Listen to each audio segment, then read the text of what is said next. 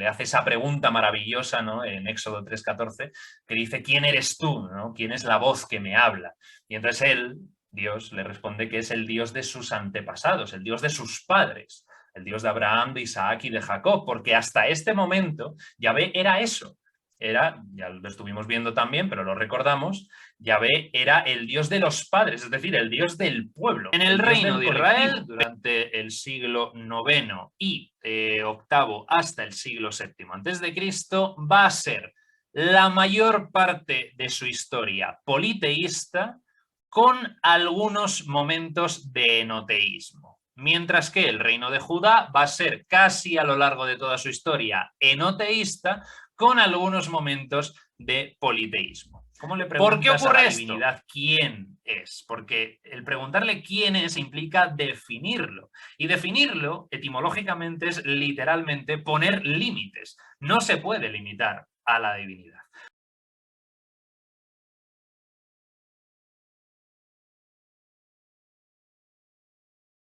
Es decir, recuerda que fuiste esclavo, recuerda que estuviste oprimido y precisamente por eso no oprimas tú a la viuda, al extranjero, al levita, que habita entre ti y los tuyos, porque tú también estuviste en esa situación. Por lo tanto, esto es un canto a recordar constantemente la libertad y a no ser un... Representa al rey David con el reino que es Malhut, la séfira de Malhut, es decir, donde todas estas séfirot, donde todos estos principios divinos, según la mística judía, se manifiestan y se encarnan en la forma de la Sejina, de la presencia divina.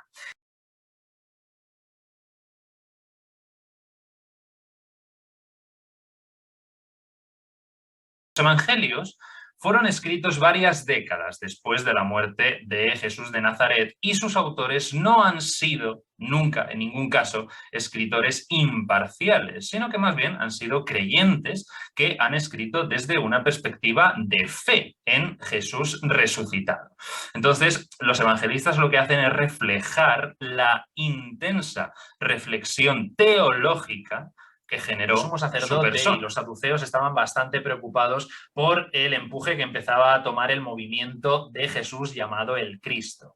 Y entonces tenían a Santiago por efectivamente el justo, Tzadik, y entonces le llaman efectivamente, pero no le condenan directamente, sino que le dicen, a ver, era tu hermano y tienes aquí a estos locos diciendo que es el Mesías y que tal, y que al final nos van a buscar un problema con las autoridades romanas. Entonces, haz el favor de a ti, como eres un personaje respetable de la comunidad en Jerusalén, haz el favor de llamar a la calma y decir qué es lo que tú piensas de que este Jesús, tu hermano, reciba este tratamiento.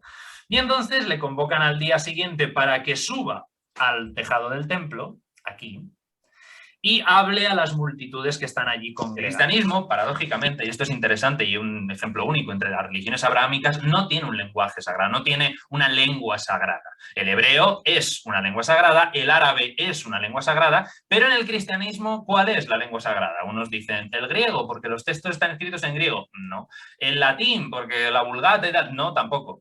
El lenguaje sagrado del cristianismo es el cuerpo. Y esto es bellísimo, porque es el cuerpo. ¿Qué cuerpo? Todos los cuerpos. Esto es absolutamente maravilloso. Y esto es en lo que no se hace suficiente hincapié y es lo maravilloso de la encarnación.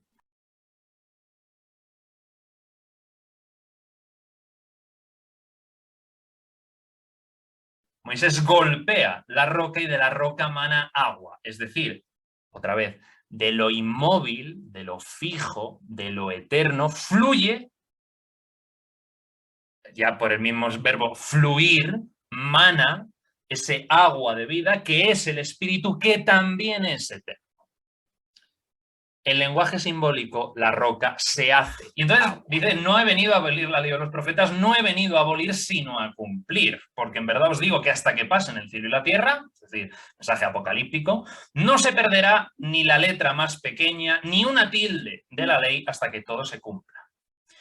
Es decir, el mensaje de Jesús es puramente judío, 100% judío. Por lo tanto, otra gran pregunta, ¿cómo se pasa de esto a esto? El sentido fundamental de que Muhammad sea un ummi, un analfabeto, tiene que ver está relacionado íntimamente con el hecho de que Moisés sea tartamudo.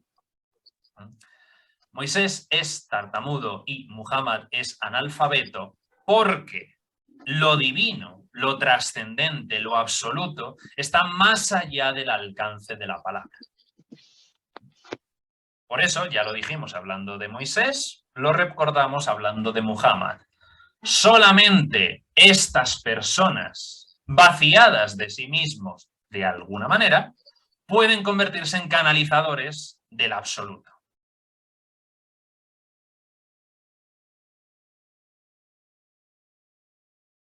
¿Qué es lo que hace Muhammad con todo esto? Pues Muhammad, curiosamente, en el siglo VII, hace lo mismo que pretendió hacer el rey Josías en Judá en el siglo VII antes de Cristo. Es decir, unificar a gentes tan distintas en un solo lugar de culto y en torno a un solo Dios, el antiguo Dios de lo alto, llamado el Eloá, que los árabes conocían como cuarto Allah. Pilar, el Saum, el ayuno, conocido, famoso por practicarse mundialmente en el mes de Ramadán. Pero el ayuno no es solamente, y aquí está la trampa, bueno, no la trampa, o sea, los musulmanes lo tienen clarísimo, los no musulmanes no tanto, porque solamente aprecian lo externo, no lo interno. Entonces, no es solamente el ayuno de no comer y no beber, la cosa va bastante más lejos.